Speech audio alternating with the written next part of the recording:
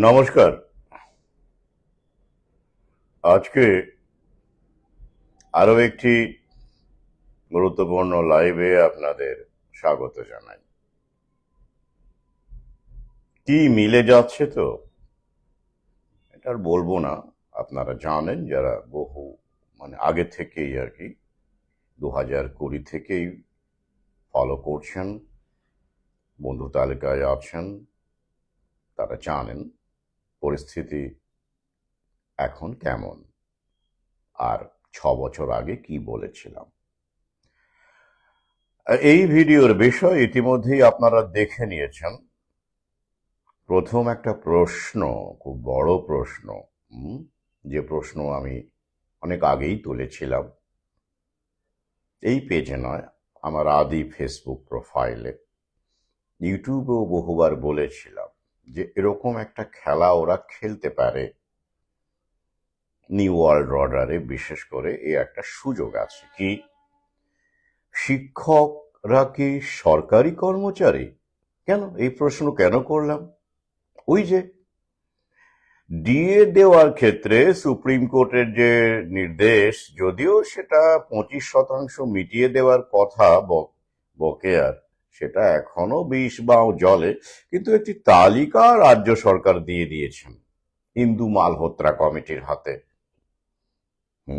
এই কমিটি ওই বকেয়া 75% ডিএ কিভাবে বন্টিত হবে, কটা কটা কিস্তিতে বন্টিত হবে, সেই উদ্দেশ্যেই এই ইন্দু মালহোত্রা, তিনি অবসরপ্রাপ্ত বিচারপতি, তাকে এবং তার সঙ্গে রয়েছে আরো কয়েকজন, অত দরকার নেই, মূল বিষয়টা বুঝুন। তো তাকে দেওয়া হয়েছে তালিকা। সেই তালিকায় আমরা দেখতে পাচ্ছি যে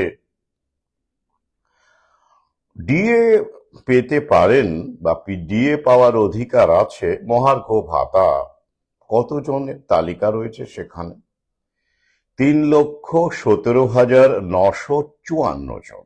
আরো একবার বলি, 3,17,954 জন। কি কাণ্ড বলুন তো! অথচ 2023 সালের হিসেব অনুযায়ী আমাদের রাজ্যে রাজ্য সরকারি কর্মচারীর সংখ্যা 14.5 লক্ষ। ঠিক আছে, তারপরে না হয় প্যানেল বাতিল টাতিল হয়েছে, মামলা টামলা চলছে, ইত্যাদি ইত্যাদি, তো ওদিকে না হয় 26,000 বাদই দিয়ে দিলাম, যদিও অগাস্ট পর্যন্ত চালিয়ে যাওয়ার কথা রয়েছে। নতুন নিয়োগ এখনো হয়নি, চলছে। মাইনে টাইনে কবে পাবেন, কতদিন চাকরি করতে পারবেন, সে বিষয়ে আমি আগেই বলেছি। তো যাই হোক, আমি না হয় বাদই দিয়ে দিলাম 50,000, আবার ওই 32,000 প্রাইমারি মামলা টামলা ঝুলে আছে, সেগুলো বাদ দিলাম, না হলে 50,000ই ধরে নিলাম, তাও তো 14 লক্ষ হওয়ার কথা। তাহলে সংখ্যাটা মাত্র 3,17,954 জন কেন? আসুন, এই নিয়েই 13ই মার্চ ধর্মঘটের ডাক দেওয়া হয়েছে। আপনারা জানেন দুখানা সাঁড়াশি আক্রমণ করা হচ্ছে রাজ্য সরকারের বিরুদ্ধে। একদিকে রাজ্য সরকারি কর্মচারী মলয় মুখোপাধ্যায়, যিনি ওই ফেডারেশন অফ গভর্নমেন্ট এমপ্লয়িজ, যাই হোক, তার হয়ে যিনি মূল মামলাটা করেছিলেন, ওই 2019 ডিসেম্বর পর্যন্ত দিয়ে মিটিয়ে দেওয়ার যে দাবি আর কি, 2009 থেকে সম্ভবত, তার থেকে তারপর 2019 ডিসেম্বর, তো তিনিও আন্দোলনের ডাক দিয়েছেন। কি, কর্মবিরতি, পথে নামা, আইনি লড়াই, কর্মবিরতি, পথে নামা, এই ধরনের কার্যক্রম। কারণ ওই যে 25% বকেয়া তো মেটানোই হয়নি, বরং রাজ্য সরকার আবার আদালতের কাছে সময় চেয়েছেন।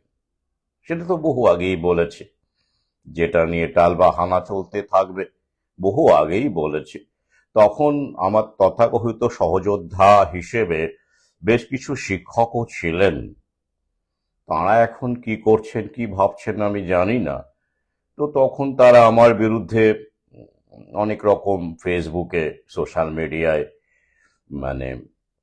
খাপ বসিয়েছিলেন, এরকমও আমার কাছে কিছু কিছু স্ক্রিনশট সেই সময় অনেকে পাঠিয়েছেন। তো আমি বলেছি এগুলো নিয়ে মাথা না ঘামিয়ে অনেক কাজ আছে। তো যাই হোক, তবু আমার মনে পড়ে গেল এই ঘটনাগুলো। একসময় তো তারা আমার প্রিয় ছিলেন।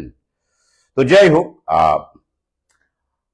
বুঝতে সময় লাগে, আসলে একটা দীর্ঘ লড়াই। তো তো তাহলে কি হলো, তো দেওয়া হয়নি 25%, সেটা ইমিডিয়েট মিটিয়ে দেওয়ার কথা ছিল, সেটাও টালবাহানা, রাজ্য সরকার আদালতে গেছে। তো সেই কারণে মলয় মুখোপাধ্যায় মহাশয় বলেছেন আমরা আদালত অবমাননার মামলা আগেই করে রেখেছি। মানে স্বাভাবিক, উনি জানতেন যে এরমটা হতে পারে, তাই তো সবই জানেন। আবার এদিকে কি, ওই যে তালিকায় যেহেতু কি রাজ্য, শুনুন একটু যেটা নিয়ে আন্দোলন হচ্ছে একটু পড়ে শোনাই। ইন্দু মালহোত্রা কমিটির কাছে গত 19শে ফেব্রুয়ারি 2026 3,17,954 রাজ্য সরকারি কর্মচারী দেখিয়েছে তৃণমূল সরকার। অর্থাৎ শিক্ষক, পৌরসভা, পঞ্চায়েত সহ বৃহত্তর কর্মচারী সমাজ আগামী দিনে, মানে বাদ, সমাজ বাদ, আগামী দিনে পে কমিশন থেকেও বাদ। বেশ, কি করবেন, মেনে নেবেন না প্রতিবাদ করবেন? 13ই মার্চ ধর্মঘট, এই ব্যাপারটা এটাই, 13ই মার্চ ধর্মঘট। আচ্ছা যাই হোক, তাহলে এইরকম একটা পরিস্থিতি। তো ডি এর বেলাতেও ডিভাইড অ্যান্ড রুল, তো আমি বারবার বলেছি ডিভাইড অ্যান্ড রুলটা তো শাসকের নতুন অস্ত্র নয়, এ তো আবহমান কাল ধরে চলে আসছে, তাই না? শুধু কখন, কিভাবে, কোন ক্ষেত্রে, কি মাত্রায় ব্যবহার করা যাবে সেটা সময়ের সঙ্গে সঙ্গে বদলেছে। তো এক্ষেত্রেও আমরা দেখতে পাচ্ছি ডিভাইড অ্যান্ড রুল। তাহলে প্রায় 14 লক্ষ ধরে নিয়েছি, আগেই বললাম, তো 14 লক্ষের পরিবর্তে আহ, পুরোপুরি 4 লক্ষ নয়, 3,17,000, ধরুন 3,18,000। বাকিরা কে তাহলে? বাকিরা ওই যে শিক্ষক, শিক্ষাকর্মী, তারপরে পৌরসভা, পঞ্চায়েত সহ বৃহত্তর কর্মচারী সমাজ। তো তারা এবার আশঙ্কিত হয়েছেন যে স্বাভাবিকভাবেই, কারণ রাজ্য সরকার যখন ইন্দু মালহোত্রা কমিটির কাছে তালিকা দিয়েছে, ডিএ বন্টনের তালিকা, সেক্ষেত্রে যখন দেখা যাচ্ছে যে তাদের, তারাই বাইরে চলে গেছেন, কোর্টের বাইরে, মানে বাউন্ডারির বাইরে ডি এর ক্ষেত্রে, তাহলে পে কমিশনের ক্ষেত্রেও বাদ যেতে পারে, তাই না? সেটাই তো স্বাভাবিক, মনে আশঙ্কা তো জাগবেই। তো পে কমিশন থেকে বাদ চলে যাওয়া মানে বুঝতেই পারছেন, অনেক কিছু বাদ চলে যাওয়া, ইনক্রিমেন্ট থেকে শুরু করে, স্কেল থেকে শুরু করে অনেক কিছুই এই সংকটের আওতার মধ্যে চলে আসছে। মানে এখনো আসেনি, আশঙ্কা রয়েছে। আশঙ্কা না বাস্তবতা, আমি বলবো বাস্তবতা। এটা বহু আগেই বলেছি, শিক্ষক সমাজ উপলব্ধি করেননি, তারা নিজেদের মধ্যে খেউই খেউই করেছেন। কাক কাকের মাংস খায় কিনা জানি না, কিন্তু শিক্ষক শিক্ষকের মাংস তৃপ্তি করেই খান, এমনটাই আমি দেখে আসছি আর কি। যে যাই হোক, তাহলে আসুন আমরা দেখে নিই যে এই যে ব্যাপারটা তালিকাতে নেওয়া নেই, তাহলে কি সত্যি শিক্ষক সমাজ সরকারি কর্মচারী নন? কে বলল নন? অবশ্যই আধা সরকারি বলা যেতে পারে, কিন্তু সরকারি তো বটেই। কারণ এডেড স্কুল, এটা তো মূলত আমরা জানি শিক্ষকের মানে বড় পুরো অংশটাই বলতে গেলে আর কি, যেভাবে আমরা দেখতে পাচ্ছি শিক্ষক সমাজ সব ওই aided school, government aided school, সেখানে কর্মরত শিক্ষক, শিক্ষিকা, শিক্ষাকর্মী, তাই তো? তো এরা তো সরকার থেকেই মাইনে পান। তাই তো আমরা জানি। যদিও স্কুলের মানে চালানোর ক্ষেত্রে অর্থ বা অনেক কিছু সেক্ষেত্রে কিভাবে ম্যানেজ হবে সেটা অনেক ক্ষেত্রে সরকার হস্তক্ষেপ করে না। সেখানে ওই যে ম্যানেজিং কমিটি রয়েছে, সেখানে ছাত্রদের কাছ থেকে কিছু ভর্তির ফি ইত্যাদি নেওয়া হয়, ইত্যাদি এইসব মাধ্যমে চালানো হয়। যদিও কম্পোজিট গ্র্যান্ট বলে একটা ব্যাপার আছে, সেটাও আমরা দেখতে পাচ্ছি আস্তে আস্তে শূন্য হওয়ার দিকে। মানে সরকারি শিক্ষা ব্যবস্থা থেকে হাত তুলে নিচ্ছে, স্বাস্থ্যক্ষেত্র থেকেও হাত তুলে নিচ্ছে। আমি এই ভিডিওতেই স্বাস্থ্যক্ষেত্রে আরেকটি ঘটনা ঘটেছে, একটা এসওপি এসেছে চিকিৎসকদের উদ্দেশ্যে। এসআর চিকিৎসক অর্থাৎ সিনিয়র রেসিডেন্ট চিকিৎসক, সেটাও আলোচনা করব। বুঝতে পারবেন যে বহু আগেই যে আমার উপলক্ষে যেগুলো ভাগ করে নিয়েছি সেগুলো এক এক করে সবই বাস্তবায়িত হচ্ছে। তো সেক্ষেত্রে আমরা দেখতে পেয়েছি যে হ্যাঁ, শিক্ষকরা মানে আধা সরকারি এই কারণে যে তারা সরাসরি সরকারের দ্বারা নিযুক্ত হন না, অ্যাপয়েন্টেড নন, ডাইরেক্টলি নন।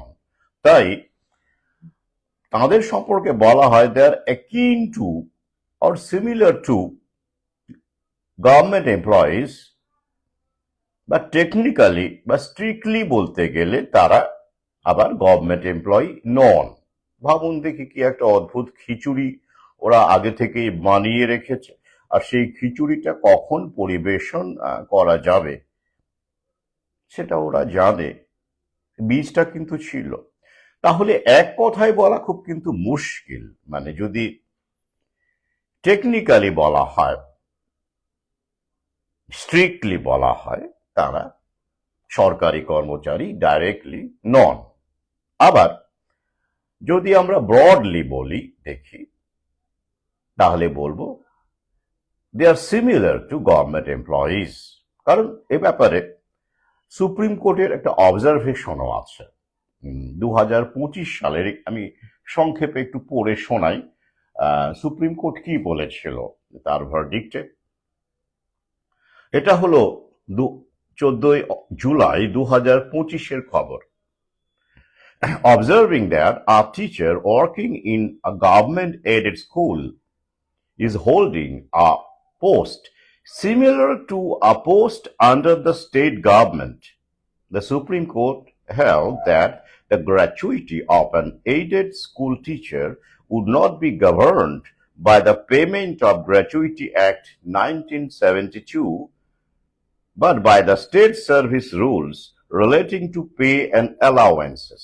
এটাই হলো সংক্ষেপে যে অবজারভেশন সুপ্রিম কোর্ট রেখেছিলেন জুলাই মাসে, খবরটা বেরোয় 2025-এ। তাহলে বেশ সিমিলার, এখানে দেখুন ব্যবহার করা হয়েছে সিমিলার টু, আইডেন্টিক্যাল নয়। কিন্তু এটা টার্মটা খেয়াল করুন, আইডেন্টিক্যাল মানে হুবহু। যেমন আমরা বলি আইডেন্টিক্যাল টুইন, মানে কি ওই যে একই রকম দেখতে যমজ ভাই বোনকে বলা হয়, যমজ ভাই যাই হোক বা যমজ বোন কি বলা হয়, আইডেন্টিক্যাল টুইন, তাই তো? মানে একই রকম দেখে আলাদা করা যায় না, মুশকিল হয়। বাবা মা নিশ্চয়ই বুঝতে পারেন, কিন্তু আপনি একটা বাইরের মানুষ হয়ে বা বন্ধু বান্ধব হয়ে তাকে চট করে মানে আলাদা করতে পারবেন না, আইডেন্টিক্যাল বলে, হুবহু, তাই তো? তো জেরক্স কপিকে আমরা আইডেন্টিক্যাল কপি বলতে পারি, হুবহু। কিন্তু সিমিলার মানে কি মিল আছে কিন্তু হুবহু নয়। অর্থাৎ শস্যের মধ্যে কিন্তু ভূতের চাষবাস করা হয়ে গেছে। তো সুপ্রিম কোর্ট তাই আইডেন্টিক্যাল শব্দটি ব্যবহার করেনি, সিমিলার শব্দটি ব্যবহার করেছে। আর সিমিলার শব্দটি ব্যবহার করে বলেছে অ্যালাউন্সের ক্ষেত্রে, অমুকের ক্ষেত্রে এই প্যারিটিটা রাখতে হবে। আর অর্থাৎ এই জায়গাটাও বলেছে, আবার ওই জায়গাটাও বলেছে। ওই যে গ্লাসটা অর্ধেক ভর্তি না অর্ধেক খালি, দুটোই তো ঠিক, তাই তো? দুটোই ঠিক। তো তো আদালতের পর্যবেক্ষণের মধ্যে যেমন আমি, এটা কিন্তু আমার বিশ্লেষণ, আমার কিন্তু অ্যানালাইসিস, যেমন এই সমস্ত সুযোগ সুবিধে দেওয়ার পক্ষে বলা আছে, আবার অ্যাম্বিগিউটিও রয়েছে। যেহেতু সিমিলার এই আদালতের মানে এই যে টার্মিনোলজি গুলো কিন্তু যারা আইন আদালত করেন, মামলা টামলা করেন, তারা ভালো করে বোঝেন এই ড্রাফটিংটা কি ডেঞ্জারাস, কি বিপজ্জনক এবং গলি ঘুঁজির অন্ধকার আর কি। মানে একটা শব্দ কিন্তু এদিক ওদিক হয়ে গেলেই সেটাও তো মুশকিল, তাই না? তাহলে সিমিলার টু, তাহলে সিমিলার যখন বলছো, সিমিলারিটি যখন বলা হচ্ছে, হুবহু সব একরকম হতে পারে না। আবার বলা হচ্ছে যে না, অ্যালাউন্সের ক্ষেত্রে বা অন্যান্য এই যে গ্র্যাচুইটি অ্যাক্ট যেগুলো, এইসব ক্ষেত্রে আবার একই রকম করতে বলা হয়েছে। মানে একটা গন্ডগোলের জায়গা কিন্তু রয়ে গেছে। বেশ ভালো কথা। তো সেটাকে কি এবার আহ, সরকার কাজে লাগাতে চলেছে? আর তাই এই ডিএ দেওয়ার ক্ষেত্রে সুপ্রিম কোর্ট তো নির্দেশ দিয়েছে রাজ্য সরকারকে, আপনারা জানেন। সেই নির্দেশ দেওয়া মাত্র অনেকে বেশ আনন্দে লাফালাফি করছিলেন। আমি তখন বলেছিলাম সতর্ক হন, সাবধান হন, এখনো অনেক খেলাধুলা বাকি আছে। তো তাদের তো লাফানো ছাপানো নিশ্চয়ই এতক্ষণে বন্ধ হয়ে গেছে। আর্থসামাজিক বিষয়টা একটু স্টাডি করলে কিন্তু এগুলো বোঝা যায়। একটু ধৈর্য রাখতে হয়, শুধু রিল টিল দেখলে হয় না, একটু সময় নিয়ে ভাবতে হয়। শুধু বেড়াতে গেলাম, সুখী পরিবারের সেলফি দিলাম, হুম, এভাবেই জীবন কেটে গেল সিকিউরিটির নিরাপত্তার ঘেরাটোপে।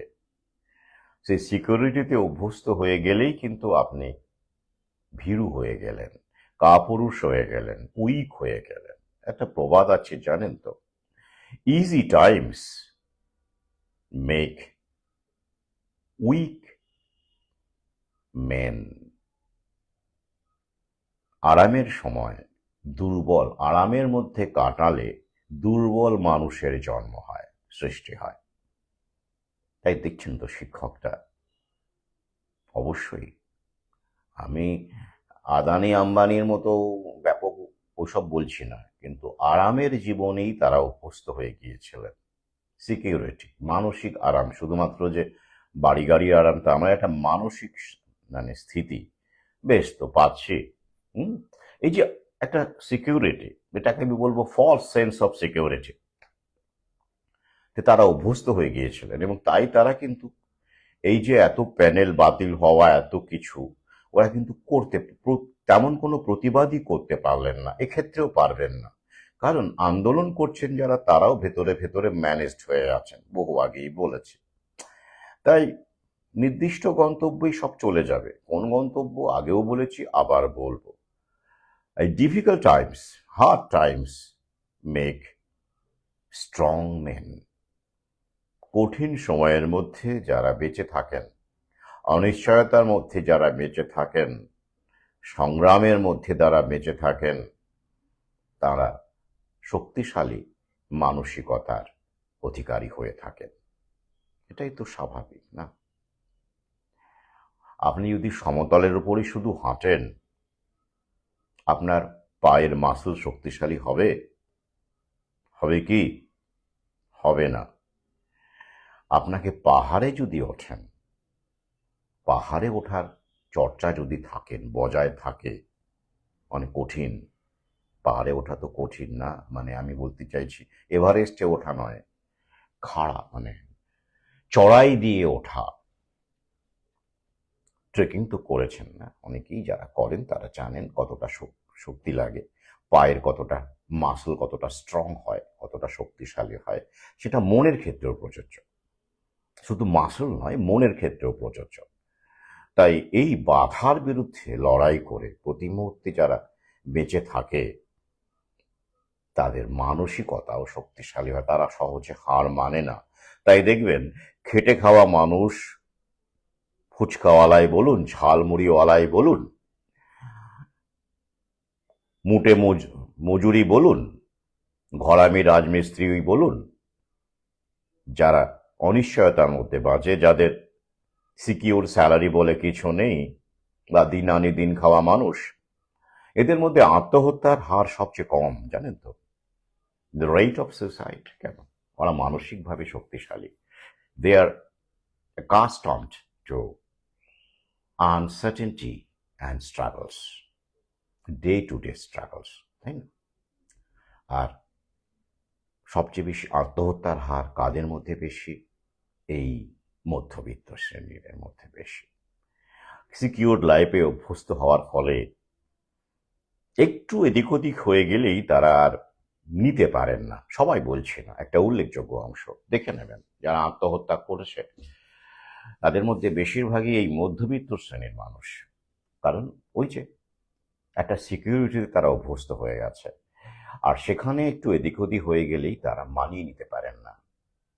সেটা প্রেম ভালোবাসায় হোক, অর্থনৈতিক হোক, চাকরি বাকরি হোক, they always look for security. তাই তো?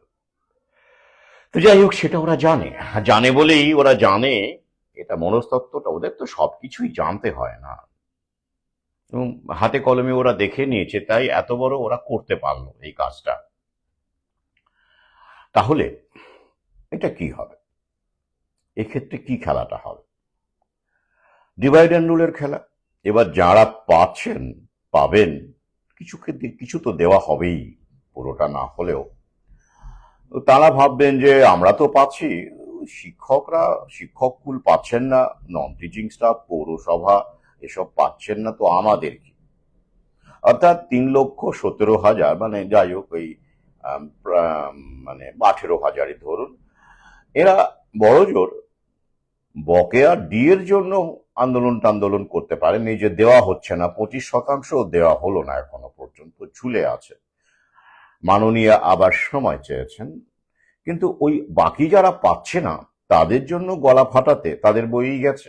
আমরা তো দেখেছি শিক্ষক প্যানেল বাতিলের সময়, যখন তাদেরকে আবার পরীক্ষার জন্য বলা হলো, তখন তারা দিতে চাইলেন না। তখন আমি সোশ্যাল মিডিয়ায় দেখেছি, শিক্ষকদের পাতাতেই বা পেজেই দেখেছি, তারা বলেছেন তারা তখনও জানতেন না তাদেরকেও আবার টেট দিতে হবে আর কি আগামীতে। ইন সার্ভিস শিক্ষকদের জন্য টেট এসে গেল প্রায়।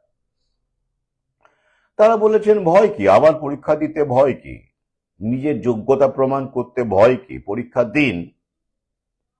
এবার তারাও তাদের যোগ্যতা প্রমাণ করবেন আগামীতে, আশা করি।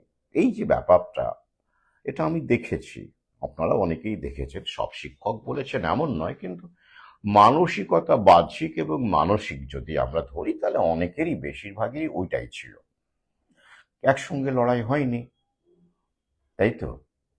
ঘুঁটে পড়লে গোবর হাসে, সেটা তো দেখা গেছে। তো এক্ষেত্রেও তাই হবে।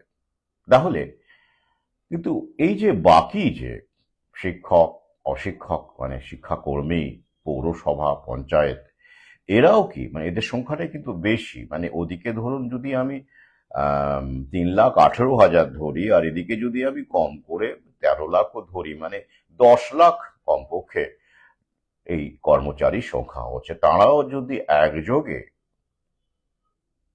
আন্দোলনে নামেন ডিএর অধিকারের দাবিতে, সেটাও কিন্তু অনেক। 10 লক্ষের মানে 10 ভাগের 1 ভাগও যদি পথে নামেন, তাও 1 লক্ষ হয়। তো তারা কি নামতে পারবেন? না, না, তাদের মধ্যেও অনেক সংগঠন হবে, অনেক সংগঠন হবে, অনেক নেতা হবে, তাদেরকে ম্যানেজ করা হবে, হাইজ্যাক হয়ে যাবে আন্দোলন, সেসব তো হবেই। তাই এই ডি এর নামে যে ডিভাইড অ্যান্ড রুলটা শুরু হলো, সেটা কিভাবে শেষ হবে? একটা সময় আসবে যখন সরকারি কর্মচারীর সংখ্যা এখন যা আছে 2030-এর মধ্যে, আমার যেটা মনে হয়, এখন যদি কনজারভেটিভ এস্টিমেটে 13-14 লাখ ধরি, তাহলে 2030-এর মধ্যে সেটা 50%-এ তো নামারই কথা। কি বিশ্বাস হচ্ছে না? মিলিয়ে নেবেন। বেশ। আর কি হওয়ার কথা?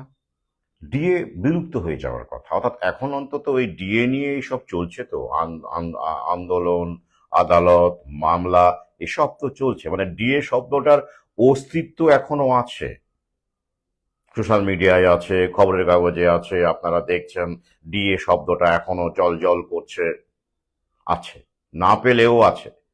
তো এই শব্দটাই তো থাকবে না, it will simply cease to exist.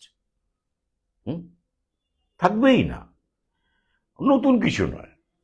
আমেরিকায় আমেরিকাতে সরকারি কর্মচারীদের দিয়ে দেয়, মোটেই না, সব নেই তো, কোনোদিনই ছিল বলে আমি জানি না। তো আমাদের দেশে একটা বিশেষ শ্রেণী তৈরি করার জন্য এবং সরকারের পলিসির রূপায়ণের জন্য সরকারি কর্মচারী যারা রাজ কর্মচারী তাদেরকে এই সুবিধাটা দেওয়া হয়েছিল, একটা ইনসুলেশন দেওয়া হয়েছিল, বাট যেটা অন্য জনগণের ক্ষেত্রে নেই, জনতার অন্য অংশের জন্য নেই। তাদেরকে ওভাবেই বেঁচে থাকতে হতো, ইনফ্লেশন যতই বাড়ুক।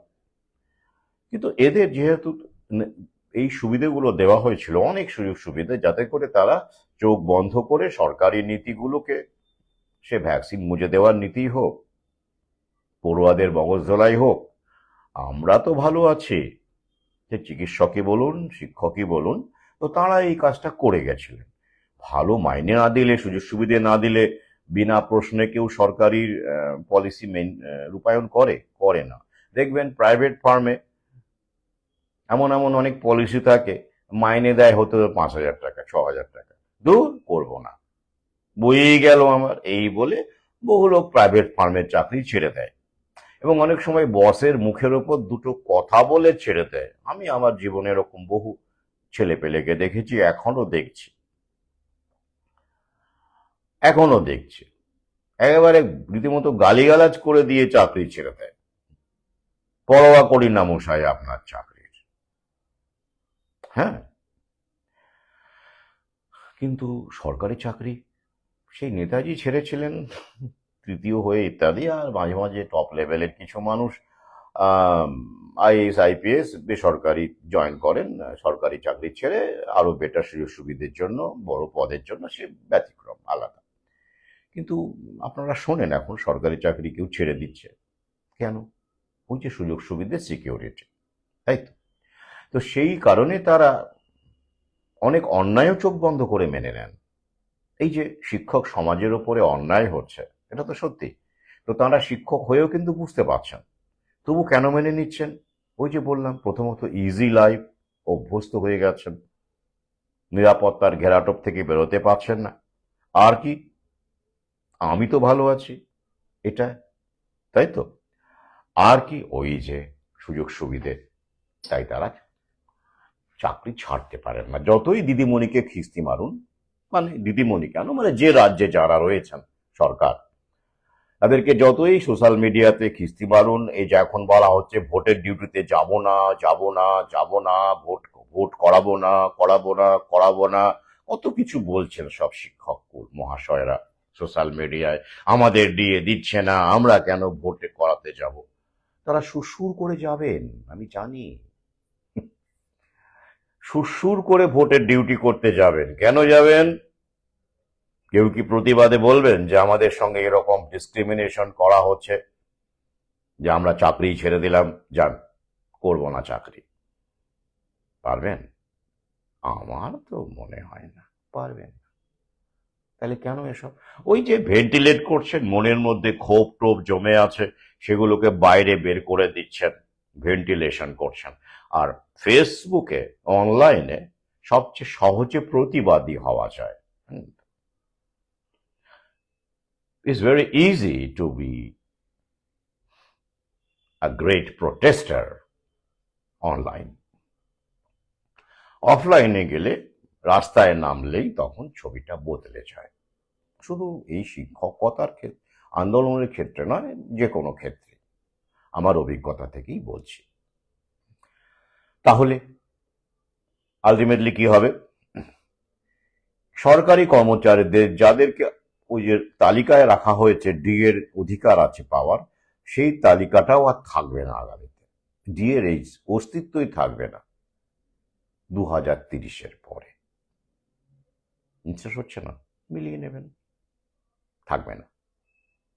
তাহলে ওই যে আমার বহু পুরনো একটা ভিডিও আছে, নতুন বিশ্ব ব্যবস্থা কি কমিউনিজম প্রতিষ্ঠা করবে? পূর্বে শুনবেন মানে কি আদানি আম্বানি সবাই সমান হয়ে যাবে? না না না না, ওটা হবে না। ওরা টপ লেভেল থাকবে, মাঝখানে মধ্যবিত্ত যেটা, সেটা কিছু অংশ হয়তো 10% টপ লেভেলের দিকে চলে যাবে, মানে উচ্চ মধ্যবিত্তের দিকে চলে যাবে, তারা বুলেট ট্রেনে চাপবে। তো আমাদের দেশের জনগণের মানে 10% মানে তো কম নয়। তো যাই হোক, তারা বুলেট ট্রেনে চাপবেন, বড় বড় সব প্রজেক্ট হচ্ছে, তারা থাকবেন, হ্যাঁ, সুবিধে টুবিধে নেবেন। আর বাকি 90% বা তারও বেশি বা কাছাকাছি, তারা ওই লেভেলেই যারা খেটে খাওয়া মানুষ আছেন, তাদের তাদের যে উপার্জন, ওই তাদের কাছাকাছি চলে আসবেন বা তাদের চেয়ে কমে চলে আসবেন।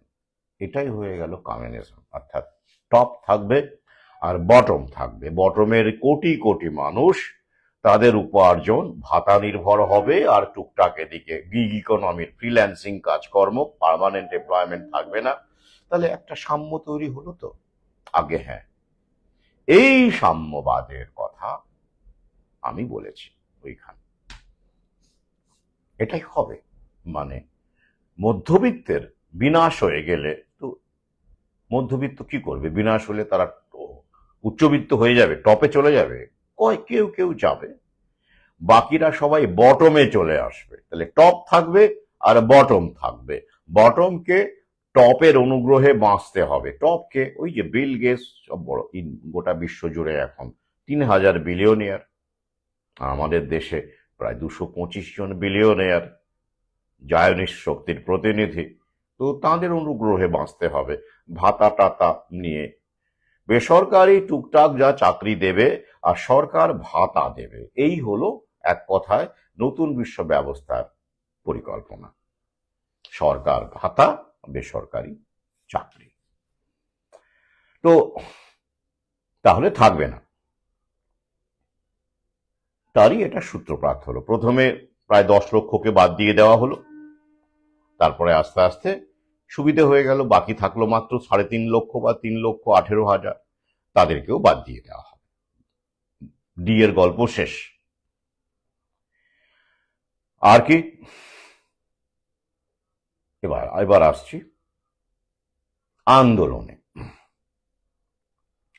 হ্যাঁ, আজকে আরো একটা গুরুত্বপূর্ণ টপিক আছে, ওই যে ইরান ইরাক যুদ্ধ হচ্ছে, মানে সরি, ইরানে মার্কিন হামলা, প্রোঅ্যাক্টিভ স্ট্রাইক, যেটাকে ডোনাল্ড ট্রাম্প বলছেন অপারেশন এপিক ফিউরি।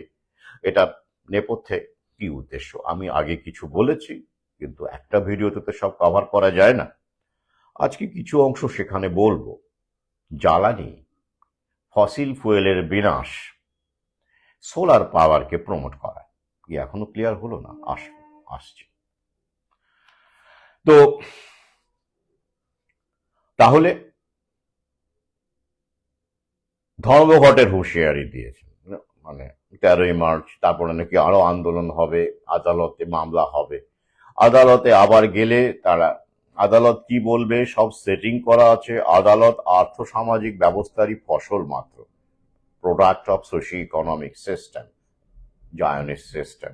তো তারা ওই বুঝতেই পাচ্ছেন, সেটিংটা এখনো বুঝতে না পারলে আর কিছু করার নেই। ওই যে আশায় মাছে চাষা, কিন্তু আশা করার তো একটা বাস্তব ভিত্তি থাকবে। আপনারা তো শিক্ষক, সরকারি কর্মচারী, সাধারণ মানুষের চাইতে অনেকটা বেশি বোঝেন, এমনটাই তো প্রত্যাশা। বুদ্ধিজীবী সম্প্রদায়ের মধ্যে পড়ে, মানে লেখক সাহিত্যিক বুদ্ধিজীবী এই অর্থে নয়, মানে যারা বুদ্ধিকে পেশা করেছেন, মানে ওই যে কলম, স্টেথো, পড়াশোনা ইত্যাদি ইত্যাদি। তো এবার এটা কেন করছে সরকার? এই বিভাজনটা প্রথমে কেন করলো? উল্টো হতে পারত।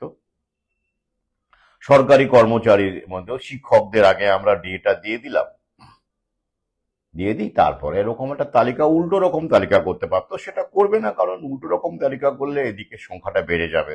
দিয়ে তো এমনিতেই বুঝতেই পাচ্ছেন, ভাতা, যুব সাথীতে তো কত কত কত 100,000 কোটি টাকা বেরিয়ে যাবে, তার ইয়ত্তা নেই। তো সেক্ষেত্রে কি করে দেবে। তো সুতরাং ওদিকটা না করে এদিকটা করা হলো। আর কি, যেহেতু এটা সরকারি, আরেকটা মতও আছে, বলছে, অনেকে বলছেন, আন্দোলনের নেতারাই বলছেন, কি বলছেন, যেহেতু এটা সরকারি কর্মচারীদের মূলত মামলা, যে মামলার এই রায় আর কি 2019-এর ডিসেম্বর পর্যন্ত সমস্ত বকেয়া মিটিয়ে দেওয়া, সেটা ওই যে কনফেডারেশন অফ গভর্নমেন্ট এমপ্লয়ি এই এরাই করেছিলেন। তাই আগে নাকি সরকারি কর্মচারী মানে এদের নাকি আগে দেওয়া হবে, তারপরে নাকি আস্তে আস্তে পরবর্তী মামলার ডেট ফেট উঠে এলে তখন নাকি শিক্ষাকর্মীদেরও দেওয়া হবে, এমনটাই বলা হচ্ছে। এটা আসলে কায়দা, কৌশল। আগে হ্যাঁ, মিলিয়ে নেবেন আমার কথা, দেওয়া টেওয়া হবে না। তো ওই আর কি, মাননীয়া যদি দয়াধম্ম করে ওই সব দেন না, মাঝে মাঝে 2%, 1% দিয়ে দিলাম, 2% দিয়ে দিলাম, তারপরে সেটাকে আবার বিভিন্ন রকম কায়দা করে কত পার্সেন্ট করে দেখিয়ে দিলেন আর কি, সেটা উনি করবেন, সেটা আলাদা কথা। কিন্তু প্রাপ্য ডিএ বলতে যেটা আপনারা বোঝাচ্ছেন, কেন্দ্রীয় হারে ডিএ, সেই গল্পটা আর থাকবে না। আর মানে কি নেই, চলেই গেছে। আপনারা ভাবছেন যে না, হবে হবে হবে হবে, তাই তো। এবার কি আন্দোলন, কি আন্দোলন, অনেক আন্দোলন হয়েছে, কোনো লাভ হবে না, বিলিয়ে নেবেন, কোনো লাভ হবে না। কারণ মাননীয় যে আন্দোলনটা করেছিলেন, চেয়ার টেবিল মনে আছে বিধানসভায় ভাঙচুর, সেরকম কোনো আন্দোলন যদি আপনারা করে দেখাতে পারেন মাননীয়ার কাছ থেকে অনুপ্রাণিত হয়ে, মুখ্যমন্ত্রীর কাছ থেকেই তো আমরা শিখবো, তাই না? তাহলে কি অন্যায় কোথায়? কিন্তু সেই শিক্ষা তো কেউ নিয়েছেন বলে মনে হচ্ছে না। তো সেরকম এখন কোনো বিরোধী পক্ষের নেতাও নেই, তারা তো সবই বুঝতেই পারছেন, ভেতরে ভেতরে সব সেটিং। তাহলে আপনারা ওই রকম আন্দোলন করতে পারবেন না, কারণ ওই যে বললাম, easy times make weak men. আপনারা একটা নিরাপত্তার ঘেরাটোপে কেউ 50,000, কেউ 70,000, কেউ 80,000, কেউ প্রায় 1 লাখ এরকম মাইনে নিয়ে আছেন, একটা সংসার আছে, স্টেটাস আছে, লোন টোনও আছে, লোনটাও এখন স্টেটাস, অনলাইন কেনাকাটা আছে, আপনাদের ক্রেডিট আছে, অনলাইন ক্রেডিট পান, হ্যাঁ অনেক কিছু আছে আপনাদের। তো এইসব মিলিয়ে একটা ভরা সাম্রাজ্য বানিয়ে ফেলেছেন মশাই। তো সেটাকে কি দাঁওয়ে রাখা যায়? মানে এসব এসব নিয়ে করা যায় ঝামেলা? করা যায় না। ওই যে অভ্যস্ত হয়ে গেছে, তো সেখান থেকে বেরোতে পারবেন না। সরকার জানে, জায়নিস্ট প্রভুরাও জানেন। তাহলে কিচ্ছু হবে না, এভাবে চলতে থাকবে, মামলার পর মামলা হবে, মামলার পর মামলা হবে। তারপর ওই যে যেটা বললাম, এমন একটা সময় আসবে তখন আপনারা দেখবেন, মানে এমন 2016 ব্যাচ যাদের চাকরি অগাস্ট পর্যন্ত আছে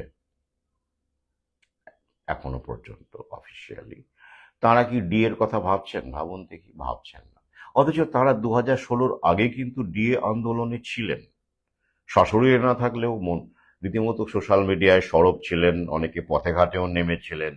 তো তারা তো ডি এর আন্দোলনে ছিলেন 2016-র ব্যাচ। তো তারা এখন ডি এর আন্দোলন নিয়ে কেন বলেন না? চাকরিই তো নেই আর, কেন বলবেন? কোন অ্যাঙ্গেলে বলবেন?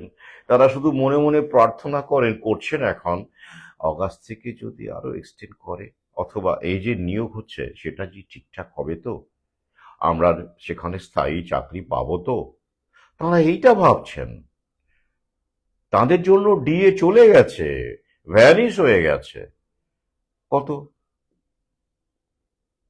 26,000, 25,752, 26,000। এবার এটা, এর মধ্যে আরো যদি সংখ্যাটা বাড়ে আগামী 2030-এর মধ্যে, কি বিশ্বাস হচ্ছে না? বাড়বে তো। তখন যারা এখন শিক্ষক সমাজের মধ্যে আছেন, সরকারি কর্মচারীদের এখনো কিছুদিন লাগবে। কেন লাগবে? আসছে, তাদেরও লাগবে না। তবে ওই যে ডিভাইড অ্যান্ড রুল খেলতে গেলে তো একটা দিক নিতেই হয়, যেটা একটু বেশি দরকার আপাতত সেটাকে রাখতে হবে।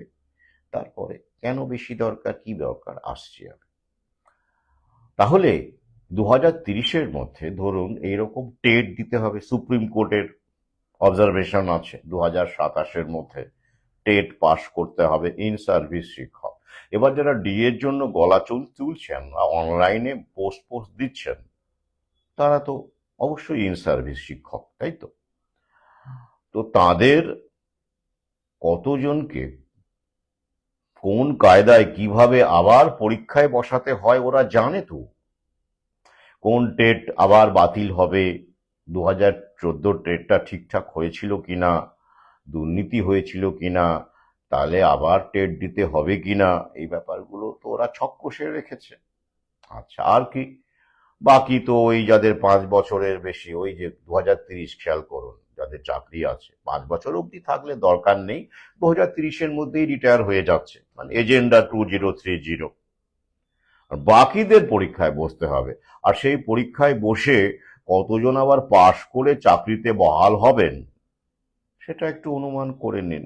তাহলে মোটামুটি ভাবে 2030-এর মধ্যে দেখবেন সরকারি শিক্ষকের সংখ্যা, শিক্ষাকর্মীর সংখ্যা যা আছে অর্ধেকের কাছাকাছি তো নেমে আসবে, পুরোটা ভ্যানিশ হয়ে যাবে আমি অতটা বলছি না, টার্গেট ওদের তাই, কিন্তু পারবে না, সম্ভব নয়, কারণ একটু আস্তে আস্তে করতে হয়, স্লোলি করতে হয়, আবার সরকারি চাকরি বলে কথা, আইন আদালতের ব্যাপার আছে, একটু সময় লাগবে। হ্যাঁ, সময় লাগবে। তো কনজারভেটিভ এস্টিমেটে আমি 50%-এর কাছাকাছি বললাম। এটা বাস্তবতা, কিন্তু আশঙ্কা না, এটা বাস্তবতা। এবার বলি কেন মানে শিক্ষক সমাজকে বা শিক্ষা কর্মীদেরকে কেন অগ্রাধিকার না দিয়ে এই ডাইরেক্ট সরকারি কর্মচারী, মানে যারা পিএসসির মাধ্যমে নিযুক্ত হয়েছেন বা এরকম যে পরীক্ষা হয় আর কি, ডাইরেক্ট যারা সরকারের নিয়োগ এরকম আর কি, ম্যানেজিং কমিটির গল্প স্বল্প নেই, বা প্রাইভেট কোনো জায়গায় গ্রামে একটি স্কুল হলো, সেটা সরকার রেকগনাইজ করলো, শিক্ষকেরাও, এটা আগে তো এভাবেই হয়েছে, যত স্কুল দেখবেন অতীতে এভাবেই হয়েছে। কোনো মহান ব্যক্তি শিক্ষার উন্নয়নের জন্য তার জমি দান করলেন, এবং অনেক স্কুল দেখবেন পিতার নামে, সেই ব্যক্তির পিতার নামে, তার ঠাকুরদার নামে, পিতামহীর নামে, এই সব স্কুলগুলো এখন দেখবেন পাওয়া যায়। তো সেগুলো তারপরে সেখানে কিছু স্থানীয় যুবক যুবতী তারা পাঠদান শুরু করলেন। হ্যাঁ, প্রথম দিকে তারা কোনো স্কেল টেল মাইনে টাইনে পেতেন না, ওই গ্রামবাসীরা, মানে আগেকার কথা বলছি, চাঁদা টাদা তুলে বা ছাত্ররা যে যেমন দিতে পারে, বা অনেকে আবার বিনা পয়সাতেও তারা ওখানে কাজ করেছেন, এবং তারা জানতেন সেই সময় এরকম অর্গানাইজ করলে, স্কুল অর্গানাইজ করলে সরকার পরে রেকগনিশন দেয়, এবং মানে অনুদান চলে আসে, গ্র্যান্ট চলে আসে, এড চলে আসে। এভাবেই গভর্নমেন্ট এডেড স্কুলগুলো আমরা জানি হয়েছিল, তাই তো? তাহলে হয়েছিল, এখন কি এরকম স্কুল হচ্ছে? আপনি গ্রামের স্কুল খুললেন, করে জমি টমি নিয়ে করলেন, তারপরে শুরু করলেন পড়ানো, সরকার আপনাকে অনুদান দেবে, স্কুল তুলে দিতে পারলে বাঁচে, সরকার আবার এইড করবে, দেবে না। বেশ, সেই সময় দরকার ছিল, তাই তারা করেছিলেন। এখন আর দরকার নেই। কেন কেন দরকার নেই? আচ্ছা, ধরুন আপনি একদম খুব প্র্যাকটিক্যাল কথা বলছি আপনাকে, উত্তর পেয়ে যাবেন। আপনার বাড়িতে, আপনার হাতে ধরুন, বা আপনার যে ক্যাপাসিটি এই সময়, তাতে করে আপনার 1,000 টাকা হাতে আছে ধরুন। এবার পুজোর বকশিস, এটাকে বকশিস ধরুন, আপনি কাকে দেবেন? আপনার বাড়িতে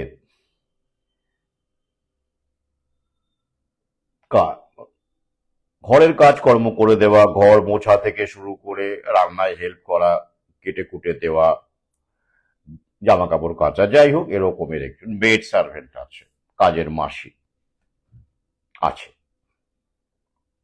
ঠিক আছে? এ একটা আপনার কাছে রয়েছে। আবার সেই মুহূর্তে আপনি দেখলেন যে আপনি যার কাছে পড়তেন, আপনার সেই গৃহশিক্ষক বয়স হয়ে গেছে, তিনি রিটায়ার করেছেন, বা তিনি কোন সরকারি চাকরি করতেন না, আপনার পাড়াতেই থাকে, তার অবস্থা খুব খারাপ, ভালো না, আর্থিক সাহায্য করলে ভালো হয়। আপনার ইচ্ছে ছিল আপনি এবারে পুজোতে তাঁকে 1,000-2,000 টাকা দেবেন, ইচ্ছে ছিল আপনার। বা আপনার ওই যে লাইব্রেরিয়ান বই টই পড়তে যেতেন, একসময় লাইব্রেরিতে যেতেন, ছোটবেলার কথা। তো সেই লাইব্রেরিয়ান আপনাকে শ্রদ্ধা ভালোবাসতো, আপনি ছোট, বই টই দিত। আপনি খোঁজ পেয়েছিলেন সেই লাইব্রেরিয়ান মহাশয় অসুস্থ, বয়স হয়েছে অনেক, তাঁকে কিছু দেবেন। কিন্তু আপনার কাছে এখন দেখা গেল সংসারের সমস্ত খরচা, বেড়াতে যাওয়া, পুজোর জামা কাপড়, গিন্নির দাবি দেওয়া, সন্তানের ইচ্ছে, সমস্ত কিছু, বা এদিকে তো ইএমআই আছেই, এগুলো সব মিলিয়ে দেখা গেল আপনার কাছে 1,000 টাকা পড়ে আছে। এবার কাজের মাসি বলেছে ওটা মিনিমাম 1,000 টাকা তাকে দিতেই হবে, না হলে সে কাজ ছেড়ে দেবে, এরকম একটা আবহাওয়া। তো সেক্ষেত্রে আপনি ওই টাকাটা কাকে দেবেন, বা আপনার মিসেস টাকাটা কাকে দিতে বলবেন?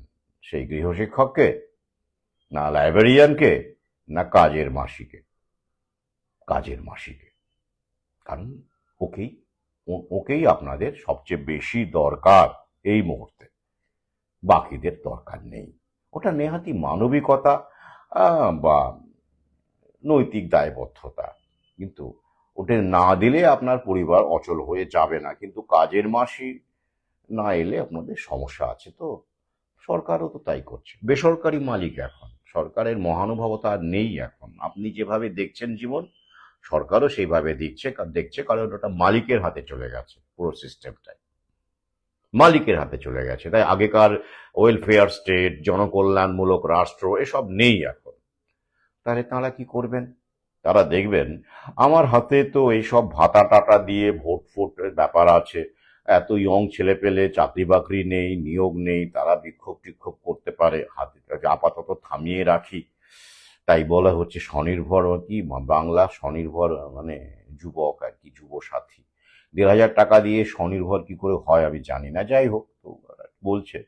প্লাস লক্ষ্মীর ভান্ডার আছে, বাড়ানো হয়েছে, এদিকে চারদিকে ভাতা, তো এদেরকে দিতে হবে, উপায় নেই। আবার সরকারি কর্মচারী এখন অল্প স্বল্প হলেও দরকার আছে, সব ডিপার্টমেন্টে না হলেও অনেক ডিপার্টমেন্টে দরকার আছে।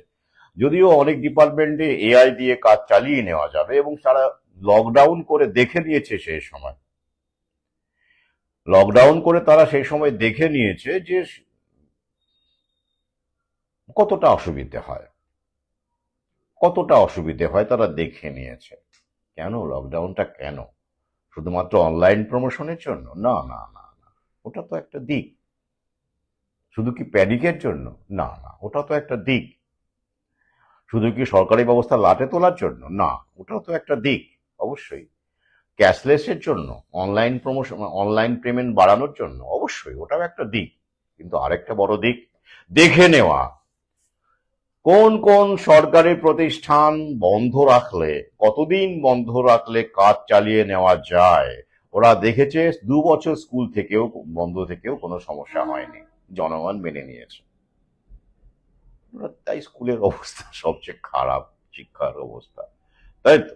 বেশ। আর স্বাস্থ্যর অবস্থাও ওরা তো জানে দরকার আছে বলে, ভ্যাকসিন ট্যাকসিন ওগুলো তো আস্তে আস্তে তুলে দিচ্ছে সরকারি ব্যবস্থা, এবং বেসরকারির আবারও হচ্ছে। ওটা তো জানে ঘটি বাটি বেচেও মানুষ চিকিৎসা করাবে, কিছু বেসিক জায়গা রেখে দিয়ে বাকি সব বেসরকারি হাতে। উপায় কি? যাবে কোথায়? হুম, চিকিৎসা করাতেই হবে ভাই, এমনটা মগজে ঢুকিয়ে দেওয়া হয়েছে তো। তাই ওরা জানে বেসরকারিতে 10,000-এর জায়গায় 20,000 লাগলেও তারা চাবে, ধার দেনা করে যাবে। কেন? ইন্স্যুরেন্স করে দেওয়া হয়েছে, হেলথ ইন্স্যুরেন্স, বা লোন দেওয়ার জন্য রেডি, গোল্ড লোন, ল্যান্ড, জমির লোন, সব রেডি না? তাই তো। তাহলে সরকারি কর্মচারীদের ওরা আপাতত ডিভাইড রুলের খেলাতে এগিয়ে রাখছে, কারণ ওরা দেখেছে যে সরকারি দপ্তর, অনেক দপ্তর এখনো এআই এর উপর এসে গেলেও অনেক কাজ পাবলিক রিলেশন, মানে ম্যান টু ম্যান কন্ট্রাক্ট যেটাকে বলে, ফেস টু ফেস কন্ট্রাক্ট যেটাকে বলে, সেটা দরকার আছে। তাই ওই যে কাজের মাসি হিসেবে এদের অগ্রাধিকার রইল। হুম হুম। আর শিক্ষক সমাজ, শিক্ষাকর্মী, তারা ওই যে গৃহশিক্ষক, আর ওই লাইব্রেরিয়ান। নৈতিক ব্যাপার থাকতেই পারে, মানবিকতার জায়গা হলে আলাদা কথা, কিন্তু চাপ যে না দিলে আমার অচল হয়ে যাবে, সরকার অচল হয়ে যাবে, সেটা তো নেই তাদের।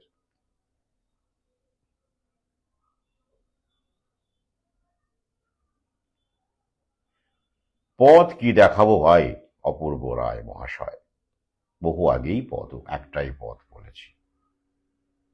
গান্ধীবাদী নীতিতে হবে না। আমি যদি শিক্ষক হতাম, সরকারি শিক্ষক এই মুহূর্তে যদি হতাম, তাহলে আমি দেখিয়ে দিতে পারতাম, কিন্তু আমি তো নই। আমি তো এমনিতেই লেখক হয়ে লেখক হয়ে ইংরেজি সাহিত্যের মানুষ হয়ে যে কাজটা নিয়েছে, সেটাও তথাকথিতভাবে সীমার বাইরে। সেখানেও আমি নেমেছি মানুষের কথা ভেবে, তাই তো, রিসার্চ ওয়ার্ক। তাই এখন মানুষ ভুলেই গেছেন যে আমি আসলে আদতে ইংরেজি সাহিত্যের মানুষ, তাই তো। তো সরকারি শিক্ষক ঘটনাচক্রে অবশ্যই নই আমি এই মুহূর্তে। তো আগে পড়িয়েছি অনেক সরকারি প্রতিষ্ঠানে, তো যাদের সংস্পর্শে এসেছি তারা আমাকে মোটামুটি মনে রেখেছে আর কি। ভালোভাবে ঠিক মনে রেখেছেন বলতে পারবো না, যাই হোক সে অন্য কাহিনী, ভিডিও দীর্ঘ হয়ে যাবে, কোথাও কোথাও বলেছে। কিন্তু এই মুহূর্তে থাকলে আমি তো যা করার করে নিতাম, আর কি বলবো। তাই হাইজ্যাক্ট হয়ে যাওয়া প্রমোট হওয়া আন্দোলন নেতা দিয়ে যে কিছু হবে না, আউট অফ দ্য বক্স ভাবতে হবে। নিজের অধিকার যদি মনে করেন, প্রাপ্য যদি মনে করেন, সেটা লড়াই করতে গেলে অনেক অনেক ত্যাগ স্বীকার করতে হয়। না, 2 টাকা আপনি কন্ট্রিবিউট করলেন, আদালতে মামলার জন্য যত টাকা দেন ও কিছু হবে না, ও যারা ইনকাম করার করে নিচ্ছে, উকিল কোকিল করে কমবে খাচ্ছে, বহু আগেই বারণ করেছে। আমার অনেক শিক্ষক পাঠক রয়েছেন যারা পরবর্তীকালে আমার সঙ্গে যুক্ত হয়েছেন, তারা চাঁদা ফাঁদা দেন না। তো চাঁদা না দিয়েও তাদের যা হলো হয়েছে, চাঁদা দিয়েও কোনো লাভ হয়নি, তো না দেওয়াই ভালো, সেটা বরং রেখে দেওয়া ভালো আগামীর জন্য, যতটুকুই হোক, তাই না? না, কেউ কেউ 10-15 হাজার 20,000 টাকাও দিয়েছেন, এমনও আছে আমি জানি, আরো বেশিও দিয়েছেন। তো কি হলো, এটা তো উকিলদেরও তো সময় চলে আসবে এক এক করে, তার আগে একটুখানি তারা বসন্তের কোকিল হয়ে গেছেন, সবার আসবে ওয়ান বাই ওয়ান। এটা একটা স্লেভ সোসাইটি হচ্ছে, digital slavery based on AI and robotics. আমরা এখনো কিছুই দেখিনি। তাহলে পথ আমি বহু আগেই বলেছি, পথ দেখানোর কিছু নেই, পথিকের অভাব, পথ পড়ে আছে, পথিকের অভাব, পায়ের অভাব। সে পথে চলতে গেলে সাহস লাগে, আরো ভালো করে বলতে গেলে দুঃসাহস লাগে। আর জ্ঞান ট্যান আমি দিচ্ছি না, কারণ এরকম পথে চলার উদাহরণ আমি নিজেই, এবং এখনো চলছি।